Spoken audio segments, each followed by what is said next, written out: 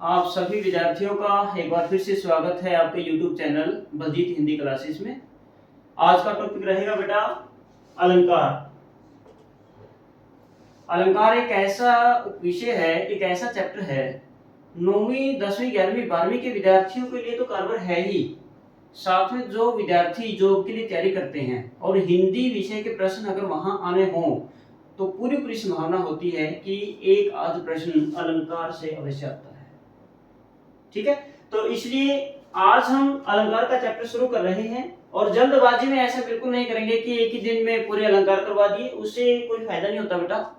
हम बिल्कुल स्टार्टिंग से शुरू करेंगे और इसकी कई वीडियो बनेंगी, क्योंकि एक वीडियो के अंदर हम मैक्सिमम 1 या 2 अलंकार को ही लेंगे ताकि हम अच्छे से तैयारी कर सके, पूरा समय अलंकार को दे सके। तो चलिए शुरू करते हैं। अलंकार परिभाषा क्या बेटा? काव्य की शोभा बढ़ाने वाले तत्व को अलंकार कहते हैं। काव्य की शोभा बढ़ाने वाले तत्व को, यानी अलंकार का काम क्या है? अलंकार का काम है एक कविता के अंदर शोभा बढ़ाना, उस कविता को आकर्षक बनाना ताकि वो सुनने में लोगों को अच्छी लगे, मजा आए, लोगों को उसकी तरफ आकर्षित हों। इसीलिए कवियों ने कविता के अंदर अलंकार का प्रयोग किया। अलंकार का एक ही काम है बेटा, काव्य की शोभा बढ़ाना। कैसे शोभा बढ़ाता है इसका एक एग्जांपल मैं आपको देता हूं। मान लो 2 तरह के मनुष्य हैं, एक सामान्य मनुष्य है और एक विद्वान पुरुष है। दोनों की हम तुलना करेंगे।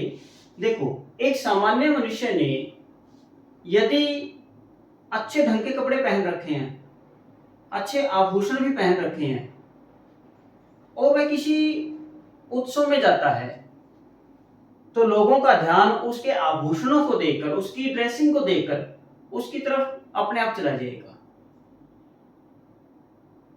सेम कविता में आपका ध्यान दोगे, अगर कविता सामान्य है, शिक्षाप्रद नहीं है, समाज के लिए बहुमूल्य नहीं है, लेकिन उसके अंदर कवि ने अलंकारों का प्रयोग कर रखा है, तो एक बार तो सुनने में वह कविता मजा आएगा, क्योंकि उसके अंदर एक लय होगी।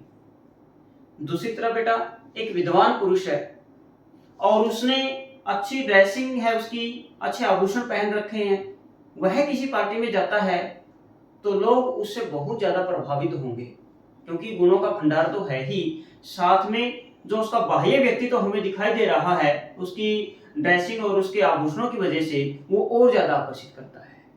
जो का क्यों बेटा, यदि किसी कवि ने कविता शिक्षाप्रद लिखी है, जीवन मूल्यों से संबंधित है और उसके अंदर अलंकार भी पिरो रखे हैं, तो वह कविता युगों युगों तक अमर हो जाती है। कबीर जी के दोहे आपके सामने हैं, समाज के लिए शिक्षा भी है, अलंकार भी है, तो वो अमर है, आज भी गाए जा रहे हैं, भविष्य में भी गाते रहेंगे उनको। तो ये प्रभाव है अलंकार का। ठीक है, यानी कविता शिक्षाप्रद होनी चाहिए, जीवन मूल्य से संबंधित भी होनी चाहिए, लेकिन साथ साथ उसके अंदर अलंकार होने बहुत जरूरी है, क्योंकि वही विद्वान पुरुष वाली बात आ गई बेटा।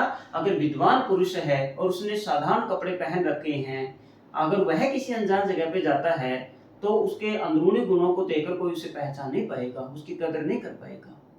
इसीलिए कविता शिक्षाप्रद भी होनी चाहिए, जीवन मूल्यों पर आधारित होनी चाहिए, मगर अलंकारों के बिना नहीं होनी चाहिए। अलंकार उसके अंदर जरूर होने चाहिए। इतना महत्व है अलंकारों का काव्य के अंदर। उम्मीद करता हूं आपको अलंकार की परिभाषा समझ में आ गई होगी कि काव्य की शोभा बढ़ाना ही अलंकार का काम है, इससे ज्यादा कुछ नहीं सोचना आप लोगों ने।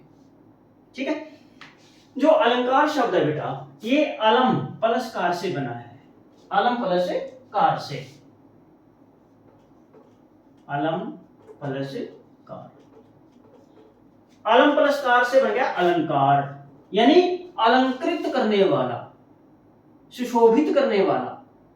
इसीलिए विद्वानों ने इसका अर्थ भी हमें आभूषण बताया है। अलंकार का अर्थ क्या है? आभूषण। आभूषण का काम क्या है? शोभा बढ़ाना। मनुष्य आभूषणों का प्रयोग अपनी शोभा बढ़ाने के लिए करता है, उसी प्रकार कवि भी अपनी कविता की शोभा बढ़ाने के लिए अलंकार का प्रयोग करता है। इतना समझ में आ गया? अब आगे बढ़ते हैं, इसके भेद कितने हैं? मुख्य रूप से इसके भेद है बेटा 2। पहला शब्दालंकार और दूसरा अर्थालंकार। शब्दालंकार और अर्थालंकार। कई जगह पर आपको 3 मिलेंगे, शब्दालंकार, अर्थालंकार और उभयालंकार। लेकिन संस्कृत में तीनों अलंकारों को मान्यता है बेटा, मगर हिंदी में मानक हिंदी व्याकरण की अगर हम बात करेंगे तो वहां अलंकार के मुख्य भेद 2 ही माने गए हैं, शब्दालंकार और अर्थालंकार। तो हम अलंकार उप विषय की शुरुआत करेंगे बेटा शब्दालंकार से। जब शब्दालंकार कंप्लीट हो जाएंगे फिर हम अर्थालंकार की बात करेंगे। इसलिए इस क्लास के अंदर अर्थालंकार पे कोई चर्चा नहीं होगी। आज की चर्चा का विषय रहेगा शब्दालंकार। क्या होता है शब्दालंकार? परिभाषा आपके सामने है, देखिए। जहां शब्दों के विशेष प्रयोग के कारण, समझिएगा, जहां किसका प्रयोग बेटा? शब्दों का। जहां शब्दों के विशेष प्रयोग के कारण काव्य में सौंदर्य उत्पन्न होता है। बात वही आ गई ना, अलंकार का काम क्या है? सौंदर्य उत्पन्न करना, शोभा बढ़ाना। अब शब्दालंकार और अर्थालंकार 2 भागों में अलंकार अगर बटा है तो शब्दालंकार कौन से होंगे? जहां सिर्फ शब्द के प्रयोग के कारण ही काव्य के अंदर सौंदर्य उत्पन्न हो जाएगा। अर्थ से कोई मतलब नहीं है, शब्द का प्रयोग मायने रखता है कि शब्द का प्रयोग इस तरीके से किया है कि वह पंक्ति सुनने में आकर्षक लगी है, तो वहां पर शब्दालंकार हो जाएगा बेटा। जैसे उदाहरण के लिए काली घटा का घमंड घटा, यहां कौन सा शब्द है जिसने काव्य की शोभा बढ़ाई है? घटा, क्योंकि घटा एक सामान्य शब्द है। घटा का मतलब घटाना, घटा का मतलब बादल, ठीक है। अगर हम यहां सिर्फ इतना लिख देते कि काली घटा का घमंड कम हो गया, अर्थ तो वही है पंक्ति का, काली घटा का घमंड घटा, काली घटा का घमंड कम हो गया, लेकिन दोनों में सुनने में, बोलने में दिन रात का फर्क है। या मैं ये कह दूं काले बादल का घमंड घटा, मतलब घटा की जगह यहां पर बादल लिख दूं या यहां पर कम हो गया लिख दूं तो वह लय नहीं रहेगी, सुनने में उतना आकर्षक नहीं लगेगा जितना कि काली घटा का घमंड घटा कहने में अच्छा लगता है। यह है अलंकार का काम बेटा, कि अलंकार का प्रयोग होते ही काव्य पंक्ति सुंदर लगती है, एक लय बनती है, यही अलंकार है। तो आगे बेटा शब्दालंकार की परिभाषा मैंने आपको बताई, जहां शब्दों के विशेष प्रयोग के कारण काव्य में सौंदर्य उत्पन्न होता है, यानी आपने यहां फोकस करना है सिर्फ शब्दों के प्रयोग पर। जैसे यहां घटा का प्रयोग हुआ है, ठीक है। नेक्स्ट, प्रमुख शब्दालंकार। अनेक विद्वानों की अलंकारों के भेदों को लेकर अलग अलग मान्यताएं हैं, लेकिन यहां हम टू द पॉइंट बात करेंगे। जो अलंकार हमारे पाठ्यक्रम से जुड़े हुए होते हैं, जो हमारी प्रतियोगी परीक्षाओं में अक्सर आते रहते हैं, उन्हीं अलंकारों पर हमारा ध्यान रहेगा। तो मुख्य रूप से बेटा जो शब्दालंकार हैं वे हैं सबसे पहले अनुप्रास, यमक, पुनरुक्ति, इसको पुनरुक्ति प्रकाश भी कह देते हैं, सलेश, वक्रोक्ति। अगर 9वीं से 12वीं के विद्यार्थी हैं आप वक्रोक्ति को छोड़ सकते हैं क्योंकि आपके पाठ्यक्रम में वक्रोक्ति नहीं है, लेकिन अगर आप गवर्नमेंट जॉब की तैयारी कर रहे हैं तो वहां पर आप वक्रोक्ति की को भी आप समझ सकते हैं। तो पहला अनुप्रास बेटा, दूसरा यमक, तीसरा पुनरुक्ति प्रकाश और चौथा सलेश, पांचवा हम करेंगे वक्रोक्ति। इन भेदों की हम चर्चा करेंगे। लेकिन आज की जो क्लास है, आज की क्लास में हम सिर्फ और सिर्फ अनुप्रास के बारे में जानेंगे डिटेल से, ताकि किसी भी प्रतियोगी परीक्षा में, बोर्ड की परीक्षा में अगर अलंकार आए हैं और अनुप्रास अलंकार का उदाहरण वहां आया है तो आप बड़ी आसानी से उसको पहचान सकें। इस प्रकार हम तैयारी करेंगे। आज की चर्चा होगी सिर्फ अनुप्रास अलंकार पर। अनुप्रास अलंकार बेटा किसे कहते हैं? कम से कम शब्दों में लिखा है मैंने, परिभाषा में आपको बता दूंगा। वर्ण की बार बार आवृत्ति, आवृत्ति का मतलब आना, रिपीट होना उसका। जिन काव्य पंक्तियों में एक ही वर्ण की बार बार आवृत्ति होती है, यानी एक ही वर्ण बार बार आता है, वहां अनुप्रास अलंकार होता है। यह अलंकार सबसे आसान अलंकारों में से माना जाता है, क्योंकि इसकी पहचान बड़ी आसानी से हो जाती है कि यहाँ एक वर्ण अगर लगातार 2 बार भी आ जाए तब भी अनुप्रास है, और 2 से ज्यादा आ गया तो अनुप्रास है ही। कैसे? जैसे यहाँ लिखा बेटा रघुपति राघव राजा राम, एक एग्जांपल दिया मैंने, रघुपति राघव राजा राम। यहाँ पर कैसे आएगा वर्ण बार बार? रे आ गया, यहाँ पे रह आ गया, यहाँ पे आ गया, यहाँ पे आ गया, 4 बार रह आया है। अगर इस प्रकार एक वर्ण बार बार आता है तो आप उसको अनुप्रास अलंकार की श्रेणी में लेंगे। ठीक है बेटा। नेक्स्ट, अनुप्रास अलंकार कितने प्रकार का होता है? 5 प्रकार का है। आप देखिए, छेकानुप्रास, वृत्तानुप्रास, लाटानुप्रास, श्रुत्यानुप्रास और अंत्यानुप्रास। नोट कर लीजिए आपने, छेका, वृत्त्य, लाटा, श्रुत्य, अंत्य, इन्हीं के ऊपर चर्चा करनी है। अगर आप विद्यार्थी हैं 9वीं से 12वीं के, तो आपको इतनी गहराई में अभी जाने की जरूरत है नहीं बेटा, क्योंकि यह क्लास सभी के लिए है, इसलिए मैं इनके बारे में भी विस्तार से बताऊंगा। जो 9वीं 10वीं 11वीं 12वीं के विद्यार्थी हैं उनके लिए फिलहाल इतना भी काफी है कि जहां एक ही वर्ण की बार बार आवृत्ति होती है वहां अनुप्रास अलंकार होता है। अब जितने भी एग्जाम्पल लिखे हैं अनुप्रास के ही हैं, काम आएंगे आपके 9वीं 10वीं 11वीं 12वीं के बच्चों के भी। सीखो जरूर इनको बेटा, बेशक नाम ना याद रहे, है तो अनुप्रास अलंकार ही, तो किसी भी तरीके से अनुप्रास अलंकार आ जाए। मैंने छूट इतनी दी है फिलहाल इस क्लास में आपको कि आपको अलग से अनुप्रास का भेद लिखने की जरूरत नहीं है, लेकिन पहचान तो करनी है ना कि अनुप्रास अलंकार की ये पहचान है। इन पहचान को देखकर भेद भले ही परीक्षा में ना लिखें, अलंकार का नाम तो लिखना है कि यह अनुप्रास अलंकार है। ठीक है। देखो बेटा, सबसे पहले छेकानुप्रास कहां होता है? जहां एक वर्ण की पुनरावृत्ति होती है। थोड़ा सा ध्यान देना, यहां पे मैंने क्या शब्द लिखा है? पुनरावृत्ति। पुनः प्लस आवृत्ति। पुनः का मतलब दोबारा, आवृत्ति का मतलब आना, एक वर्ण 2 बार आना। ध्यान दीजिए, ऊपर की लाइन में क्या लिखा था? बार बार आवृत्ति, और यहां क्या लिखा है? पुनरावृत्ति। दोनों में फर्क है बेटा। बार बार का मतलब वो 2 बार भी हो सकता है, 3 बार भी, 4 5 6 बार, ठीक है। लेकिन पुनरावृत्ति का मतलब सिर्फ 2 बार होता है, पुनः आवृत्ति, दोबारा आना। तो छेकानुप्रास की पहचान क्या होगी? यहां एक वर्ण सिर्फ कितनी बार आएगा? 2 बार लगातार। लगातार अगर एक वर्ण 2 बार आता है तो वहां छेकानुप्रास आप बच्चों ने लिखना है। कैसे बेटा? एग्जांपल देखिए, इस करुणा कलित हृदय में अब विकल रागिनी बजती। इस करुणा कलित हृदय में अब विकल रागिनी बजती। यहां देखो, यहां कौन सा वर्ण आया है? क, और यहां कौन सा आया है? क। बाकी कहीं क नहीं है। शुरू में शब्द का शुरू का वर्ण हम देख रहे हैं, यहां पर सिर्फ 2 बार क आया है। ठीक है, बड़ी आसान पहचान है, रट्टा नहीं लगाना, देखना है, प्रैक्टिकली समझना है कि एक वर्ण अगर सिर्फ 2 बार आया है तब छेका, और अगर बार बार आया है तो आगे लिखा है वृत्त्य।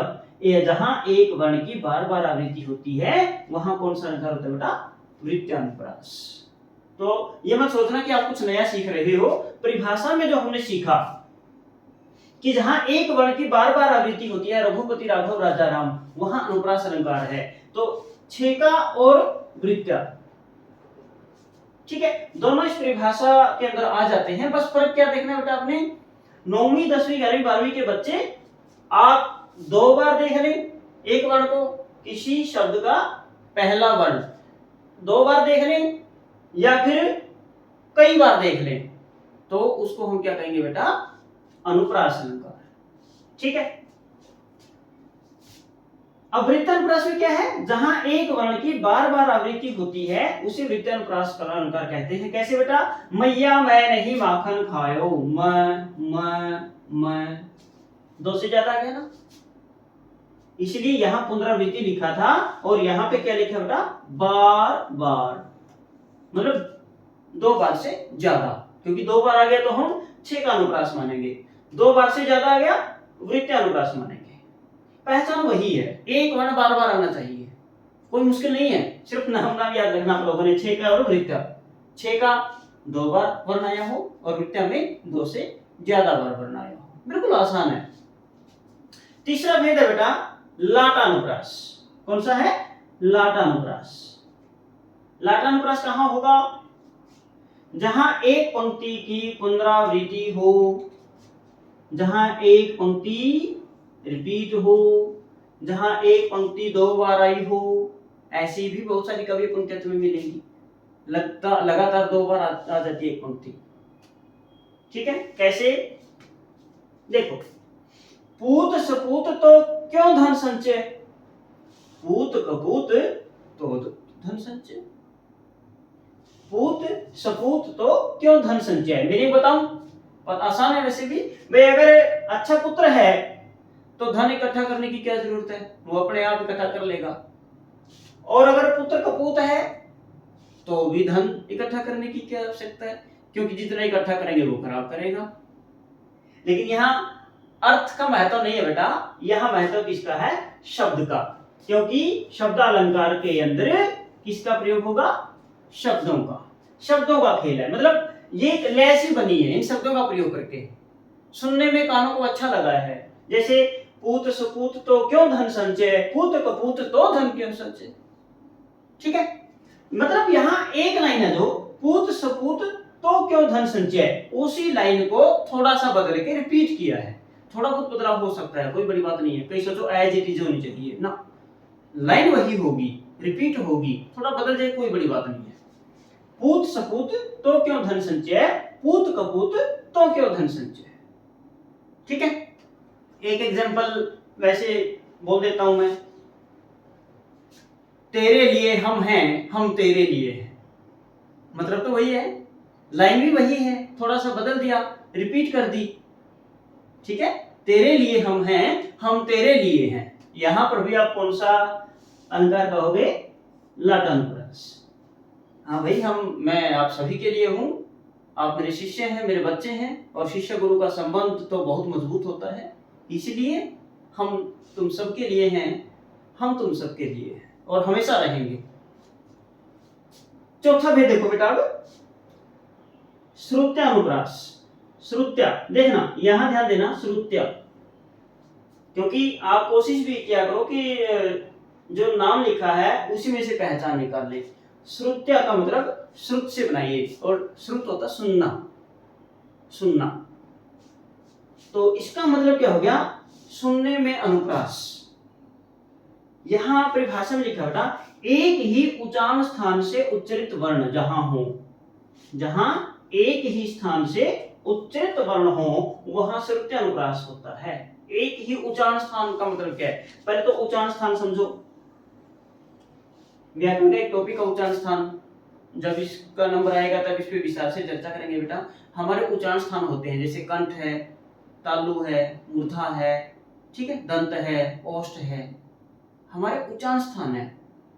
तो इस पंक्ति का कहने का मतलब ये है कि जो काव्य पंक्ति लिखी हुई है उसके अंदर आए हुए वर्ण एक ही उच्चारण स्थान से हो, मतलब 2, 3, 4, 5 जितने भी वर्ण हो उस पंक्ति के अंदर, सभी की बात नहीं कर रहा, मतलब एक से ज्यादा, क्योंकि अनुप्रास कहां होगा? जहां एक वर्ण की बार बार आवृत्ति होगी।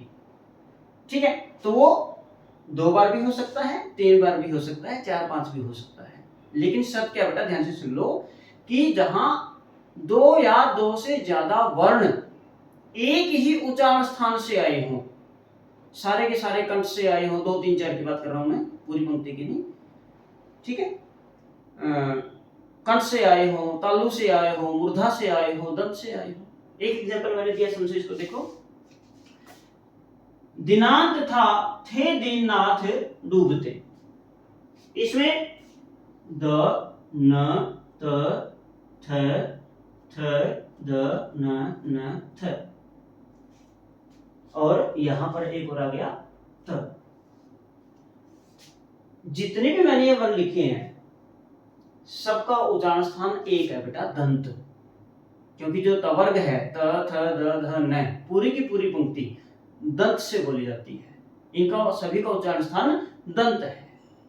ठीक है, यूं ध्यान रखना है आपने कि कौन सा, क्योंकि उलझना मत, वहां अगर ऐसा आ गया, मैं मान लो कि एग्जांपल दिया परीक्षा के अंदर और कौन सा अलंकार है आपसे ये पूछ लिया जाए, अगर और अलंकार होंगे, क्योंकि आपने पांचों पे विचार थोड़ी करना है, पांचों में से कौन सा है, हम ऑप्शन 4 होंगे। चार ऑप्शन होंगे। अगर सिर्फ ये पूछ रखा है यम, ऑप्शन में दे रखा है यमक अलंकार है, अनुप्रास है, ठीक है, या सलेश है, या उपमा है, फिर तो इन पांचों पे भी विचार नहीं करना।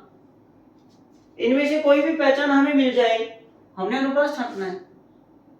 तो ज्यादा घबराने की जरूरत नहीं है, ज्यादा सोचने की जरूरत नहीं है कि पांचों में से कैसे निकालेंगे। पांचों में से नहीं निकालना बेटा। अगर अनुप्रास अलंकार ही आया है, जिसकी संभावना कम होती है, और ये पूछ लिया जाए कि इस अनुप्रास अलंकार के अंदर कौन सा भेद है, तब भी पांचों में से ऑप्शन में तो चार ही आएंगे। वे छेका है, लाटा है, अंत्य है, या वृत्य है। तब तो आप ये फार्मूला प्रयोग करोगे वहां, क्योंकि आपको वहां पहचान होनी चाहिए, छेक की क्या पहचान है, वृत्य की क्या पहचान है, अंत्य की क्या पहचान है।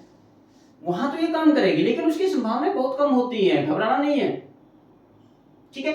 अगर ये आ जाए कि कौन सा अलंकार है इस पंक्ति में, लाटानुप्रास है, या फिर वृत्यानुप्रास है, या श्लेष है, या उत्प्रेक्षा है, पहले तो आप अलंकार छांट लो कौन सा है, उत्प्रेक्षा है या श्लेष है, तब तो इनके बारे में सोचना ही नहीं। अगर इतना कंफर्म हो गए कि अनुप्रास अलंकार है, तब देख लो आप इन दोनों में से कि अंत्य है कि लाटा है, ठीक है। तो इतना दिमाग के ऊपर बोझ बिल्कुल नहीं लेना कि पांच भेद है, पांच के पांच एक ही टाइम में कैसे याद रखेंगे। और वैसे भी आसान है याद रखना। देखो ये दो, इन दोनों का तो आपस में तुलना हो गई, ठीक है, मार्कर खत्म हो गया शायद, कोई बात नहीं। इन दोनों की आपस में तुलना हो गई कि यहां वर्ण आएगा 2 बार और यहां वर्ण आएगा 2 से ज्यादा बार। ज्यादा सोचना नहीं है ना इनके बारे में। तो लाटा बिल्कुल अलग है सबसे, यहां वर्ण रिपीट हो रहे थे। देखो मैं तुलना करना सिखा रहा हूं तुम्हें ताकि मदद मिले। यहां वर्ण रिपीट हो रहे थे, लेकिन यहां पे पंक्ति रिपीट होगी, लाइन रिपीट होगी, ठीक है। थोड़ा सा बदल के बेशक रिपीट हो जाए, लेकिन आएगी पंक्ति। तो यहाँ वर्ण रिपीट है, यहाँ पंक्ति रिपीट है, 3 तो क्लियर हो गए ना, रह गए 2। सिर्फ यहाँ ध्यान देना, यहाँ थोड़ा सा टेढ़ा काम है। अगर उच्चारण स्थान याद नहीं होंगे तो यहाँ हम पहचान नहीं पाएंगे। तो वो मैं बहुत ही जल्दी कोशिश करूंगा उच्चारण स्थान की क्लास लगाने की, ठीक है, वहां आपको मदद मिल जाएगी। लेकिन फिलहाल इतना जरूर याद रखें कि एक ही उच्चारण स्थान से उचित होने वाले वर्ण अगर काव्य पंक्ति के अंदर आए हैं, वहां श्रुत्य अनुप्रास होता है, ठीक है बेटा। और लास्ट वाला तो बिल्कुल आसान है, अंत्यानुप्रास, ठीक है। अंत्यानुप्रास के अंदर क्या होता है बेटा, पंक्ति के अंत में वर्णों के उच्चारण में समानता होती है।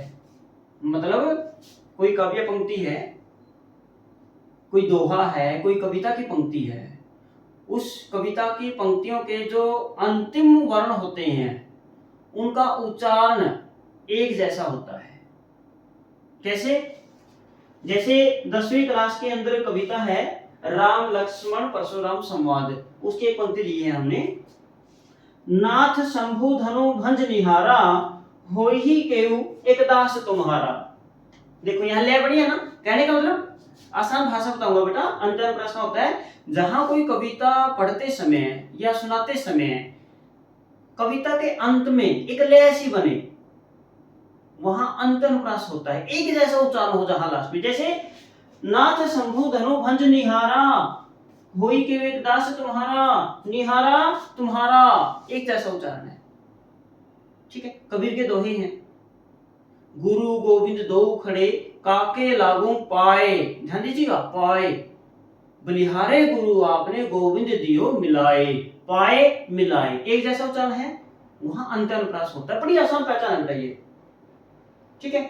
सूरदास जी की कविता है 10वीं के अंदर ही, उद्धव तुम अति बड़भागी, अपरस रहत स्नेह तगातई, नाहिन मन अनुरागी। देखो अति बड़भागी, नाहिन मन अनुरागी, बड़भागी अनुरागी, एक जैसा उच्चारण है ना।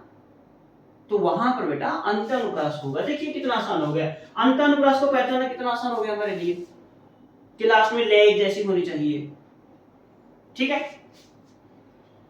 छेक और वृत्य को पहचानना आसान हो गया कि यहाँ वर्ण 2 बार आएगा और यहाँ वर्ण 2 से ज्यादा बार आएगा, ठीक है। लाटा की पहचान क्या हो गई, 2 बार तो आएगा, लेकिन इन दोनों में वर्ण है और इसमें पूरी की पूरी पंक्ति दोबारा आएगी। थोड़ा बदल के आ जाए कोई बड़ी बात नहीं है, बस अंत्यानुप्रास का हो गया, लास्ट में उच्चारण जैसा होगा, बच गया एक यानी जब कुछ भी ना समझ में आए तब शुरुति अनुप्रास है। लेकिन ऐसी बात नहीं है, हम सीखेंगे। उच्चारण स्थान की एक क्लास जरूर होगी, उसमें आप जरूर उच्चारण स्थान सीख जाएंगे और तब आपके लिए इसको पहचानना भी उतना ही आसान हो जाएगा। तो प्यारे बच्चों, यह थी आज अनुप्रास अलंकार के ऊपर विस्तृत क्लास। मुझे पूर्ण विश्वास है कि मेरे सभी प्यारे विद्यार्थियों को जितना मैंने आज समझाया है उतना समझ में जरूर आया होगा।